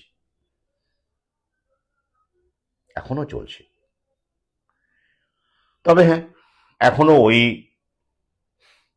ওই পর্যায়ে আসেনি যে ভাঙচুর করতে হবে। হ্যাঁ, যদি সেটা হয়, ধরুন বাধ্যতামূলক করে দিল ভ্যাকসিন, এখন তো গ্রামে গঞ্জে সর্বত্র প্রচার করছি, কোন রাজনৈতিক দলকে রেওয়াত করে আমি কথা বলি না, সেটা আপনারা জানেন, কোনো পরোয়া করি না। অনেক কল, অনেক থ্রেট কল, অনেক কিছু, বাস্তবে অনেক কিছু, সেটা সব তো আপনাদের বলি না, বললে আবার আপনারা উল্টে ভয় পেয়ে যতটুকু কাজ করছেন সেটুকুও বন্ধ করে দেবেন, কোনো দরকার নেই। কিন্তু যদি এরকম চাপ আসে, দেখা গেল কি নিতেই হবে, আইন টাইন করে ফেললো, এই যে এখন আর্টিকেল 21 আছে এটাকে তুলে দিল, তখন কি শুধু এইরকম শান্তিপূর্ণ বক্তৃতা দেবো নাকি? শান্তিপূর্ণ বক্তৃতা দেবো তখন গ্রামে গঞ্জে গিয়ে যেভাবে বলি সেভাবেই কাজ করব? মোটেই নয়। যে দেবতা যে ফুলে তুষ্ট, সেটা আমি জানি, সে সময়ও আসতে পারে আগামীতে, যদি না আমরা সংখ্যায় বাড়ি। তাই বাড়ানোর সংখ্যা করে যাচ্ছি যতটা সম্ভব, যাতে করে ওরা এই আইনগুলোকে এমার্জেন্সির নাম করে, হেলথ এমার্জেন্সির নাম করে এগুলোকে তুলতে না পারে বা অ্যাব্রোগেট করতে না পারে, আর যদি করে ফেলে তখন ওই রাস্তা ছাড়া কিছু নেই, তাই না? মন্ত্রের সাধন কিংবা শরীর পাতন, সেটা তো আপনারা জানেন, ডু অর ডাই। কিন্তু সেটা তো দেখলাম না আমরা শিক্ষকদের ক্ষেত্রে। যাই হোক, এই হলো বাস্তব চিত্র। মানসিক প্রস্তুতি রাখুন, মনে জোর রাখুন, ভেঙে পড়বেন না, প্রিয়জনের সঙ্গে সম্পর্ক নিবিড় করুন যাতে একসঙ্গে লড়তে পারেন আগামীতে। সন্তান সন্ততির পেছনে প্রাইভেট বেসরকারির খরচা কমান, আপাতত এই কাজগুলো তো পারেন। সাধারণ স্কুলে পড়ান বা হোম স্কুলিং করান। হোম স্কুলিং ইউরোপে অনেকেই করছেন, আমাদের দেশেও পুনে বা অনেক জায়গায় এগুলো, দিল্লি অনেক গার্জিয়ান হোম স্কুলিং করছেন। অনেক পয়সা করি বেঁচে যাবে। এইসব শিক্ষা দিয়ে কোনো লাভ নেই। আর প্রথাগত শিক্ষা, বাবা মা শিক্ষক হলে তো আপনারা নিজেরাই বাড়িতে পড়াতে পারেন, আর তথা বাকি রইল সার্টিফিকেট, ডিগ্রি, ওগুলো তো পাওয়াই যায়, ওপেন স্কুলিং এর মাধ্যমে পড়াশোনা করলেই পাওয়া যায়। কস্ট কাটিং করুন এসব ক্ষেত্রে। আর চিকিৎসার ক্ষেত্রে প্রাকৃতিক পন্থায় ফিরুন। বাড়িতে আমি বারবার বলি, জড়িবুটি বলুন, যেভাবে আমাদের বলা হয় আর কি, যাই হোক, ঘৃতকুমারী বলুন, হ্যাঁ, বিভিন্ন রকমের গাছ টবে লাগান, মাটি থাকলে মাটিতে লাগান, সেগুলো ব্যবহার করুন খাদ্য হিসেবে, পথ্য হিসেবে। সুস্থ থাকবেন, তখন আর ফার্মা কোম্পানির চক্কর কাটতে হবে না, ওখানেই তো লক্ষ লক্ষ টাকার ব্যাপার, ইন্স্যুরেন্সও লাগবে না। আর ভৌ থেকে বাঁচুন, ওটা ওদের ইনভেস্টমেন্ট, এগুলো করুন। আর বড় সড়ো লোন নেবেন না। হ্যাঁ, বড় সড়ো লোন আর নেবেন না। যারা নিয়ে ফেলেছেন তারা ঠিক আছে, এখন আর কি করবেন, চেষ্টা করুন শোধ করে দেওয়ার। আর যারা নেননি, বড় সড়ো লোন নেবেন না, যা পরবর্তীকালে আপনার গলার কাঁটা হয়ে দাঁড়াতে পারে। এইগুলো আপাতত করুন। পথে নেমে রণংদেহী মূর্তি শিক্ষক সমাজ দেখাতে পারবে বলে, বা সরকারি কর্মচারী দেখাতে পারবে না, শান্তিপূর্ণ গান্ধীবাদী আন্দোলন চলবে। বেশ, তাহলে কি দাঁড়ালো? সংখ্যাটা কমবে। তাই ডিএ, তখন এখন যারা ডিএ এর জন্য আন্দোলন করছেন, 2016 প্যানেল এক সময় করেছিল, তারাও ছিলেন, এখন তারা চুপ করে আছেন অগাস্টের পরে কি হয় দেখার জন্য। ডিএ এখন স্বপ্নেরও বাইরে তাদের। ঠিক এখনো যেমন যারা ডিএর জন্য গলা ফাটাচ্ছেন অনলাইনে বা রাস্তায় টাস্তায় নামবেন 13ই মার্চ বা কিছু, তারাও দেখবেন 2027-28-এর মধ্যে তাদের একটা বড় অংশ, তারাই আর ডিএর কথা বলবেন না। কেন ডিএর কথা বলবেন না? চাকরিটা তো আগে থাক, তারপর তো ডিএ, তাই না? আপনার বাড়িটাই থাকলো না, আপনি ব্যালকনি নিয়ে দুশ্চিন্তা করবেন না তো। ব্যাপারটা তাই, এভাবেই আস্তে আস্তে ফেজ আউট করা হবে। বহু আগেই তো বলেছি, আপনারা বিশ্বাস করেননি, কি করতে পারি বলুন? School is dead, long live the school. Amriteshwar পত্র 2য় খণ্ডে আছেন, সেই আছে লেখাটি 2020-তে লিখেছিলাম। লকডাউন এরকম এপ্রিল মে বা এরকম বা কাঁচা লকডাউনে ওই সময়ে, বা কাছাকাছি, এক্সাক্ট তারিখটা মনে নেই, যাই হোক। তো এই হলো বিষয়, সেটা অবশ্য তারিখ দেওয়া আছে বইয়ে। তাহলে এটা গেল। এবারে আসছি যুদ্ধ। ইরানে মার্কিন যুক্তরাষ্ট্র কেন হামলা চালালো? মানে ট্রাম্প বলছেন, কি বলছেন, অপারেশন এপিক ফিউরির মানে কেন চালাতে হলো না, ইরান নাকি বিপজ্জনক হয়ে গিয়েছিল আমেরিকার কাছে। ভাবুন, ইরান নাকি আমেরিকা হামলা করতে পারত, তাই নাকি ট্রাম্প হামলা চালিয়েছে। ইরানের সেই ক্যাপাসিটি আছে আমেরিকায় মিসাইল ফেলার? আইসিবিএম আছে, ইন্টারকন্টিনেন্টাল ব্যালিস্টিক মিসাইল? না, নেই। 8,000, 10,000, 15, 12,000 মাইল পাড়ি দেওয়া মিসাইল ইরানের কাছে নেই। থাকলে এতদিন ইউএসএ তে পড়ে যেত। আমেরিকার ভূখণ্ডে কোনো ইরানি মিসাইল পড়েছে আমার জানা নেই। যা পড়ছে ইসরায়েল বা অমুক অমুক জায়গায়, তো এইসব আশপাশে বেশিরভাগই ড্রোন হামলা। ক্ষয়ক্ষতি কার হয়েছে? ইরানেরই তো বেশি হয়েছে যতদূর জানি আমি। স্বাভাবিক সেটাই হবে। বেশ কিছু পড়ুয়া মারা গেছে, সাধারণ মানুষ মারা যাচ্ছে। কিন্তু প্রশ্ন হচ্ছে যে আমি আগের ভিডিওতে বলেছিলাম যে এই লড়াইটা অস্ত্র ব্যবসার জন্য। ঠিক, অবশ্যই আমি তথ্যও দিয়েছিলাম, লিঙ্কও দিয়েছি, ফেসবুক ইউটিউবে ডেসক্রিপশনে লিঙ্ক দিয়েছি কিভাবে অস্ত্র কোম্পানি লকহিড মার্টিন থেকে শুরু করে এইসব অস্ত্র কোম্পানির শেয়ার দর কিভাবে বাড়ছে। 40 থেকে 50% দাম বেড়ে গেছে, বিলিয়ন বিলিয়ন ডলার সেই হিসেবে মুনাফা হয়েই গেছে, এখনো হচ্ছে। এটা তো একটা দিক, আরো বহু দিক আছে। আর একটা দিক আজকে আলোচনা করি, সোলার পাওয়ার কি, অর্থাৎ রিনিউয়েবল এনার্জি। আপনারা জানেন নিউ ওয়ার্ল্ড অর্ডারের অন্যতম একটা বড় এজেন্ডা হচ্ছে ফসিল ফুয়েলকে বাদ দিয়ে, ওই যে দূষণ টূষণ ঘটায়, পরিবেশ দূষণ ঘটায়, এইসব বলে ফসিল ফুয়েলকে বাদ দিয়ে রিসেট করে রিনিউয়েবল এনার্জি, অর্থাৎ কি মূলত সোলার পাওয়ার বা উইন্ড এনার্জি, বাতাস থেকে, যেগুলো রিনিউ করা যাবে, এবং ওই দূষণ টূষণ ঘটাবে না, ধোঁয়া টোয়া হবে না। ওই যে ধোঁয়াটা দেখা যায় সেটা নিয়ে নাকি বহু রোগ টোগ হচ্ছে, পরিবেশ দূষিত হচ্ছে। তাই সুন্দর পরিবেশ, পরিবেশ বান্ধব প্রযুক্তির কথা বলা হচ্ছে, অর্থাৎ এনভায়রনমেন্টাল ফ্রেন্ডলি টেকনোলজি। তো সেই লক্ষ্যে আদানি ইতিমধ্যে, আদানি গ্রিন এবং আদানির আরো যেসব কোম্পানি রয়েছে, তারা এই রিনিউয়েবল এনার্জিতে এবং সোলার পাওয়ারে মূলত ইতিমধ্যেই $600 বিলিয়ন ইনভেস্ট করে ফেলেছে। $600 বিলিয়ন ইনভেস্ট করে ফেলেছে এবং 1,000 বিলিয়নের টার্গেট আছে, ভাবতে পারেন। এবং শুধু তাই নয়, তারা গুজরাটে একটি পার্ক বানিয়েছে। 30,000 মেগাওয়াটের প্রজেক্ট এটা। 538 square kilometre renewable park in Khavda, Gujarat. ভাবতে পারেন, 538 স্কোয়ার কিলোমিটারের একটা রিনিউয়েবল এনার্জি পার্ক গুজরাটে।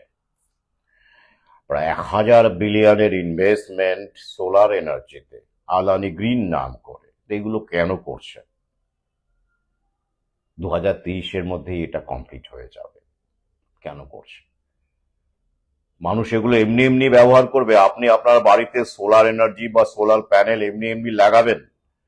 আপনি কুকিং গ্যাসের বদলে সোলার কুকার এমনি এমনি ব্যবহার করবেন? হ্যাঁ, সৌরশক্তি চালিত কুকার রান্নার জন্য আপনি এমনি এমনি করবেন? গ্যাস যদি সহজেই পাওয়া যায়, করবেন না। যেমন করে মাংস যদি সস্তায় পাওয়া যায়, এখন খাসির মাংস কলকাতায় বিভিন্ন জায়গায় দেখবেন 900 ছাড়িয়ে গেছে। অনলাইনে কিন্তু অনেক জায়গায় কমে দিচ্ছে। কেন? ল্যাব মিট আরো কমে পাবেন। খেলাটা বোঝার চেষ্টা করুন। এভাবেই ওরা কৃত্রিম ভাবে জিনিসপত্রের দাম বাড়াবে, পলিসি দিয়ে বানাবে, অথবা যুদ্ধ তৈরি করে বানাবে। যুদ্ধ যুদ্ধ এগুলো গট আপ করা যুদ্ধ, যাতে করে সাধারণ মানুষকে বোঝানো যায় এই যে যুদ্ধের কারণেই এসব হচ্ছে।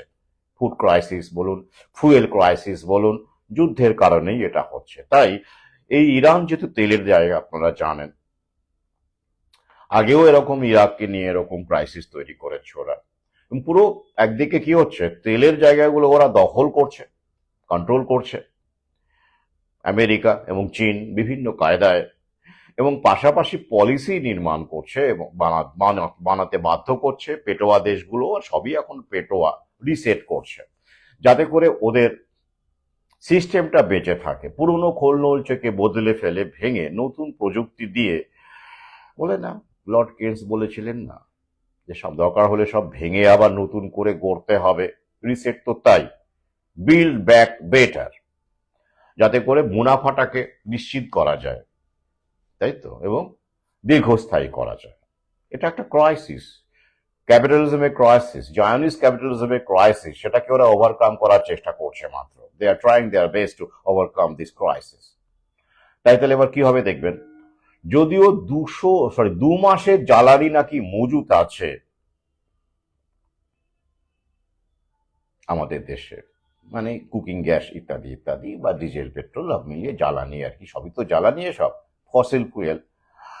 তা সত্ত্বেও মাত্র 2 মাস বলেছে। তো ইতিমধ্যেই দেখতে পাচ্ছেন যে কমার্শিয়াল ক্ষেত্রে এবং আপনাদের ক্ষেত্রেও দেখতে পাবেন কুকিং গ্যাসের দাম বাড়ানো হবে, বাড়ানো হয়ে গেছে ইতিমধ্যে বেশ কিছু, 60-70 টাকা বা এরকম।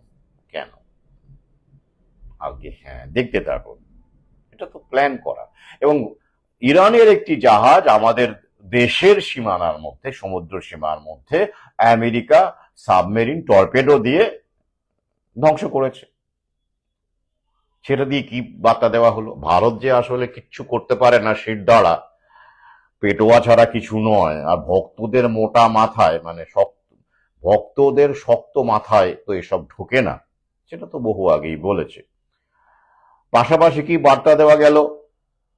একদিকে ভারতকে বুঝিয়ে দেওয়া গেল, ভাই হ্যাঁ এই আচ্ছা, তোমার সীমার মধ্যে আমি ইরানের জাহাজ ডোবাতে যেমন পারি, তো তোমার জাহাজও ডোবাতে পারি। গেল। আর কি?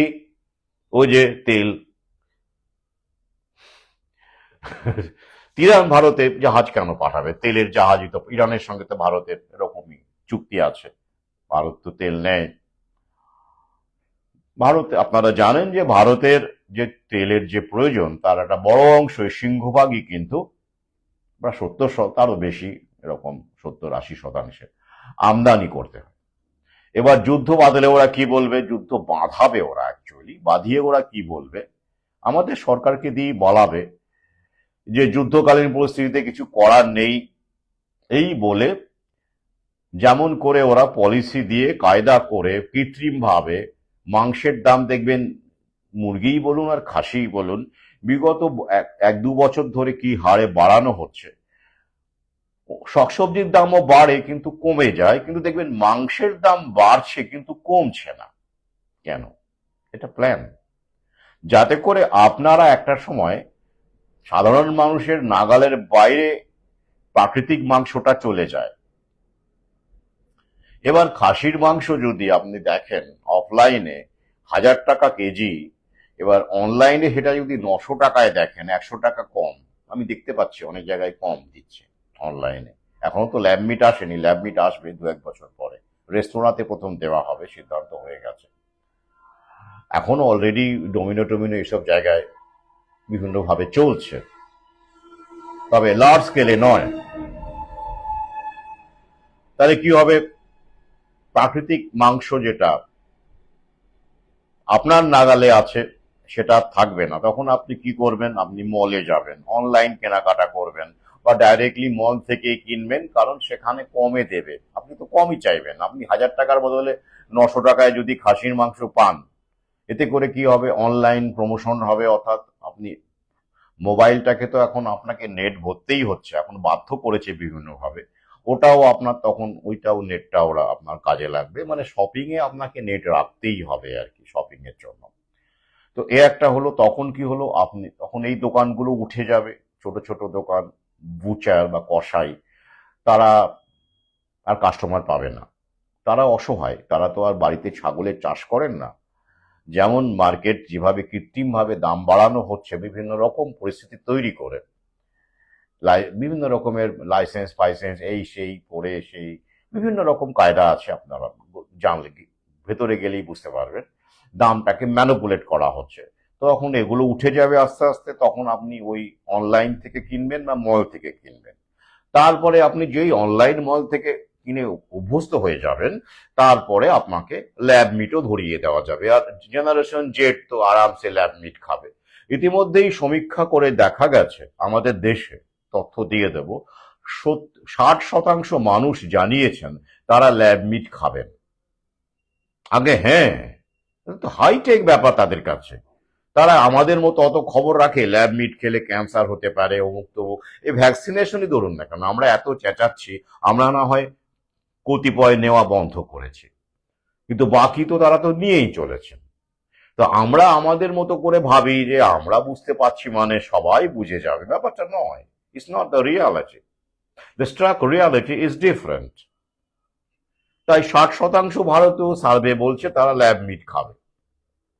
এবং ল্যাব এই 60%-এর মধ্যে বলাই বাহুল্য ইসলাম ধর্মী মানুষের সংখ্যা নেই বললেই চলে, কম। তারা, আমি বারবার বলেছি, ল্যাব মিটের ক্ষেত্রে বা এই যে কর্পোরেট ফ্রোজেন মিটের ক্ষেত্রে যে বাধা, বড় বাধা, সবচেয়ে বড় বাধা ইসলাম ধর্মাবলম্বী মানুষ। যদিও তারা যেটা বলবে, আমার যেটা চেষ্টা করবে ওরা এখন, মানে ওরা রেজিস্ট করবে, ওরা খেতে চাইবে না অন্তত মানে যত মানে কোরবানি টোরবানি বন্ধ টন্ধ করলে আইনত তখন ঝামেলা করতে পারে, কিন্তু এমনিতে তারা খাবে না। ওটাও এক ধরনের প্রতিবাদ।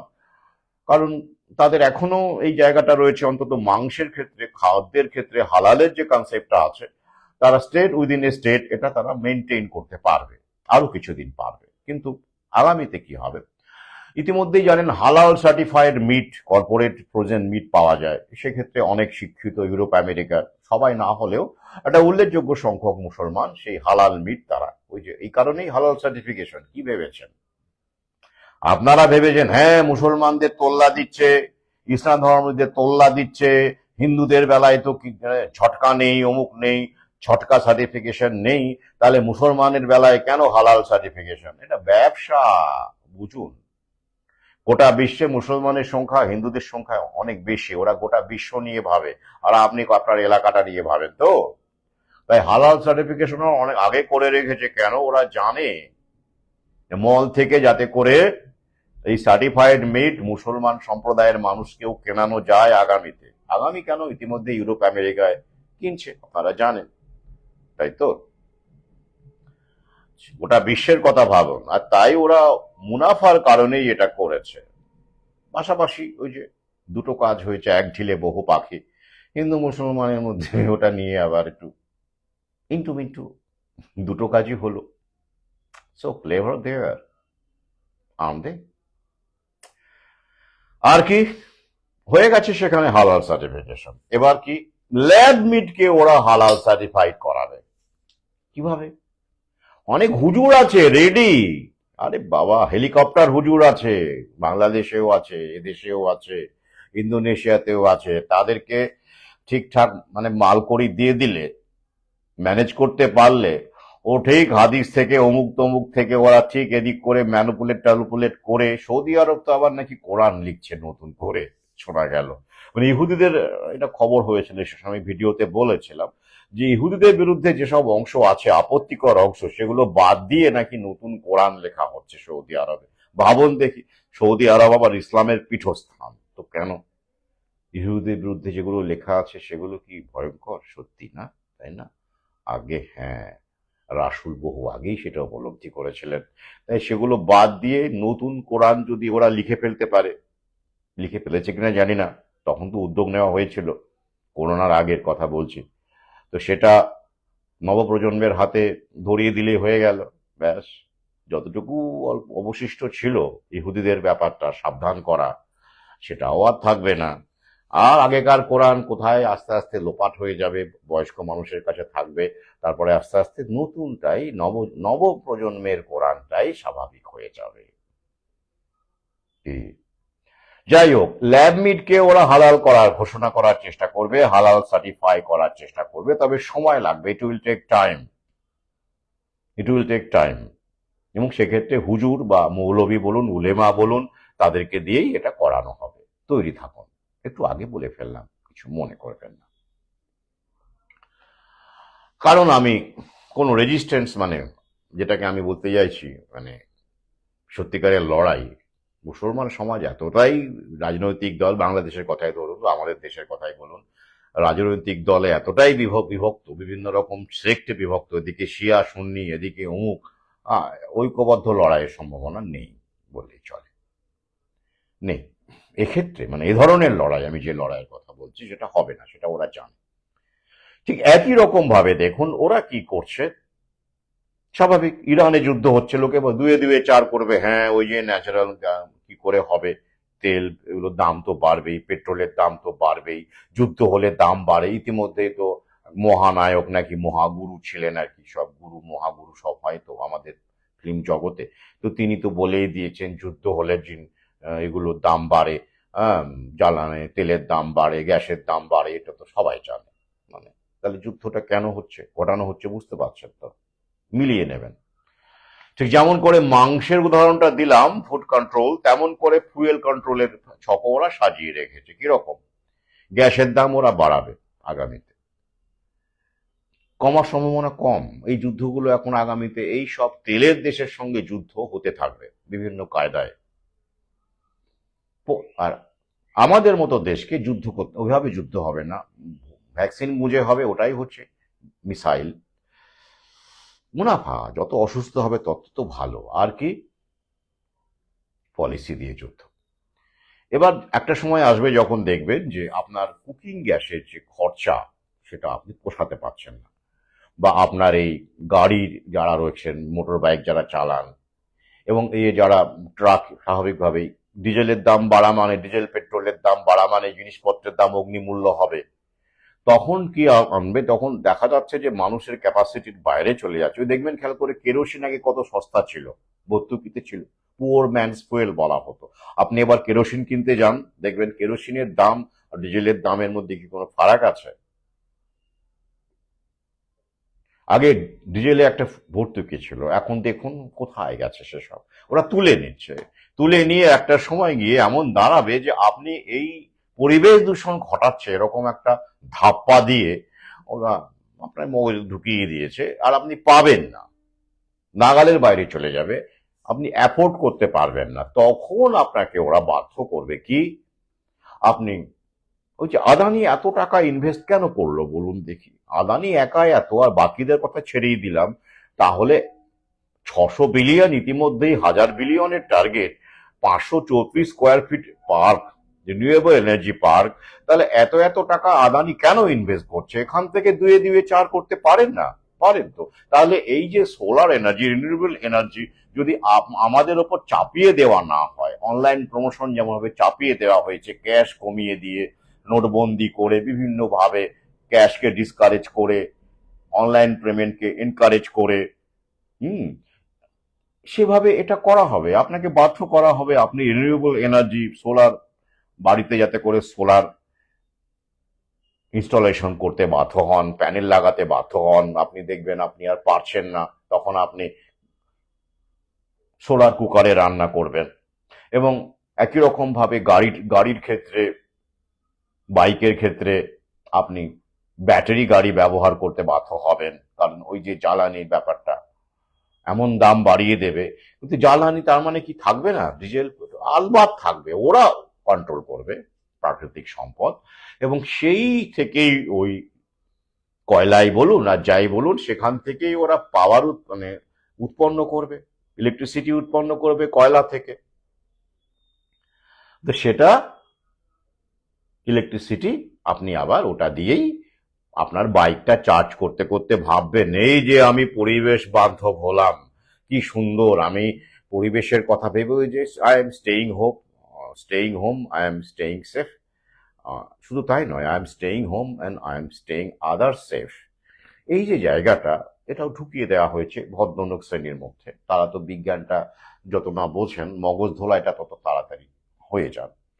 তো তারা ভাববেন এই যে আমি ব্যাটারি গাড়ি ব্যবহার করে পরিবেশ বাঁচাচ্ছি, কিন্তু তারা বুঝতে পারবেন না, আমার প্রশ্নই করবেন না, যে তারা চার্জ করছেন যে চার্জিং পয়েন্টে, সেই ইলেকট্রিসিটিটা কোথা থেকে আসছে? সেটা কিন্তু সেই ফসিল ফুয়েল থেকেই আসছে, কয়লা থেকেই আসছে।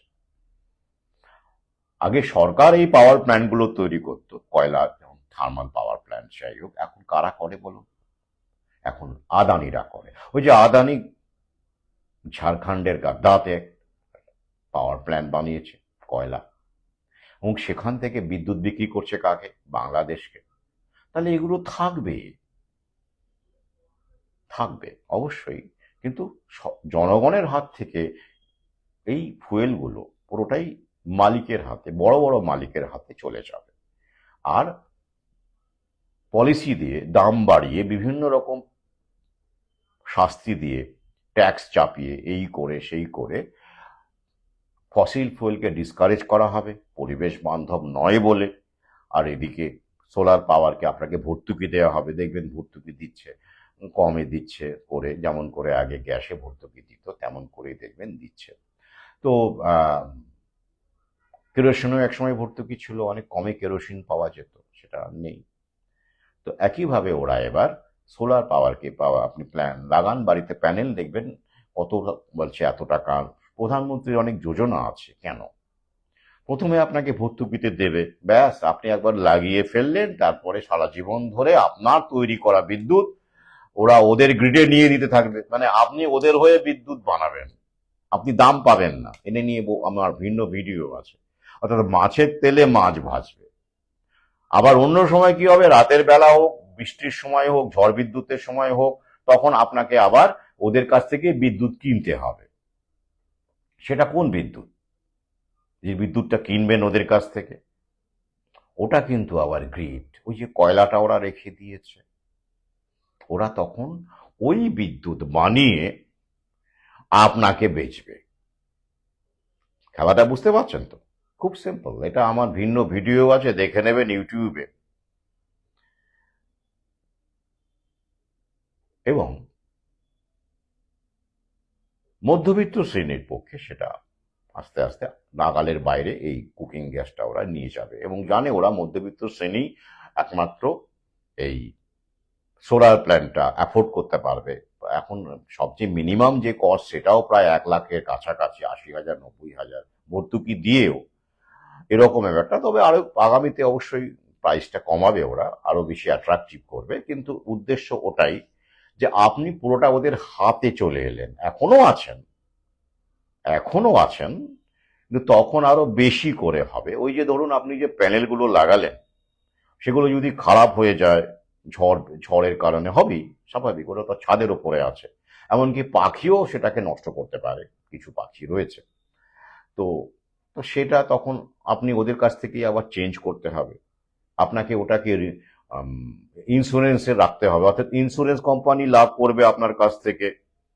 আবার ওদের রিপেয়ারিং যে নেটওয়ার্ক আছে সেখান থেকে ওরা বেনিফিট হবে, লাভ করবে, ওরাই তো সারাবে, তাই তো? ওরাই সারাবে। তাহলে চারদিকে ওরা কিন্তু নেট জাল পেতে রেখেছে। তারপরে আপনি দিনের বেলা যেটা এক্সেস, গ্রীষ্মকালে এক্সেস প্রডিউস করলেন, সেটা কোথায় হবে? সেটা ওদের গ্রিডেই চলে যাবে।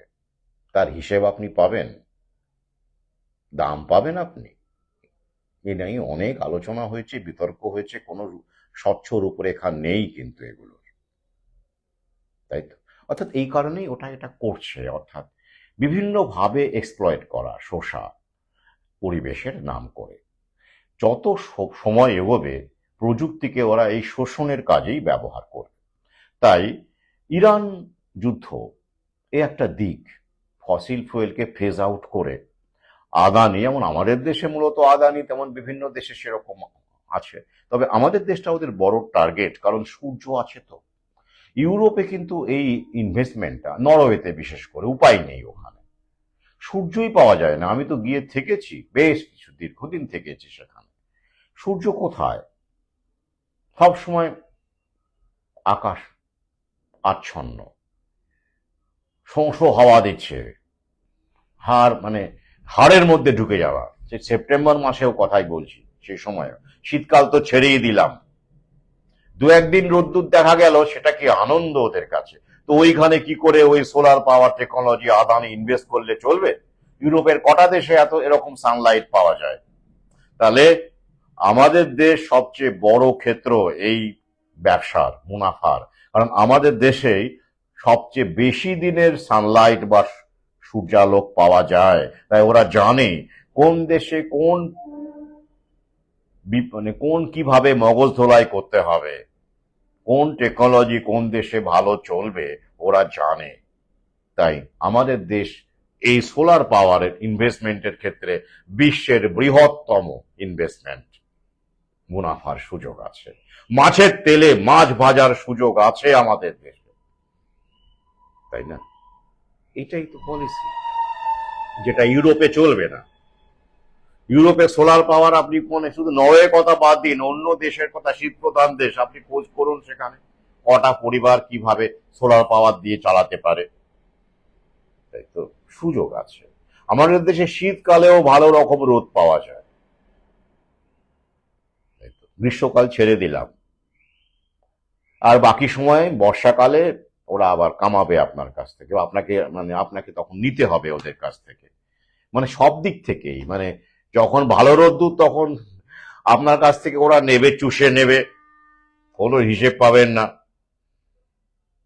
আর যখন বর্ষাকাল, যখন সূর্য থাকবে না, কম সূর্যালোকটা কমে যাবে, তখন ওরা আপনাকে বেচবে।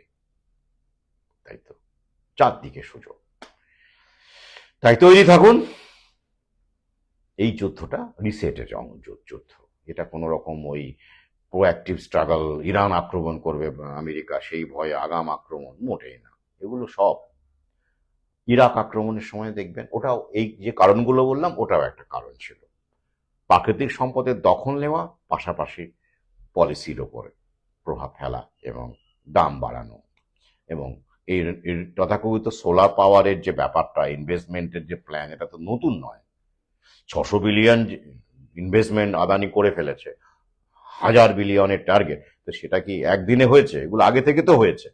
তাই এই যুদ্ধগুলোর পেছনে অর্থনীতি আছে, রিসেট আছে, সেটা বুঝতে হবে। সারফেস লেভেলে ঘোরাঘুরি করলে হবে না, গভীরে যেতে হবে, তাহলেই খেলাটা বুঝতে পারবেন। তাই আগামীতে লোডশেডিং, মারাত্মক লোডশেডিং, বহু, এটা নিয়ে আমার ভিন্ন ভিডিও আছে। পাওয়ার কাটস, কারণ ওই তো কি করবে, যুদ্ধ হচ্ছে, পাচ্ছি না কয়লা, অমুক সমস্যা, তমুক সমস্যা, জ্বালানি নেই, বিদ্যুৎ বিল, ওগুলো পড়লেই বুঝতে পারবেন, আমার ভিন্ন ভিডিও আছে। তো এইগুলোর জন্য তৈরি থাকুন। পাওয়ার কাট, লোডশেডিং, কুকিং গ্যাসের ক্রাইসিস, ডিজেল পেট্রোলের ক্রাইসিস, কারণ এগুলো রিসেট করা হবে। তাই এটা যুদ্ধ, আর যুদ্ধ মানেই রিসেট। তাই মানসিক প্রস্তুতি রাখুন, মনে বল রাখুন, পালিয়ে যাবেন না জীবন থেকে। তাই আবার বলি, আত্মহত্যা নয়, দরকার হলে আত্মবলিদানের কথা ভাবুন। আজ এই পর্যন্তই। শুভরাত্রি।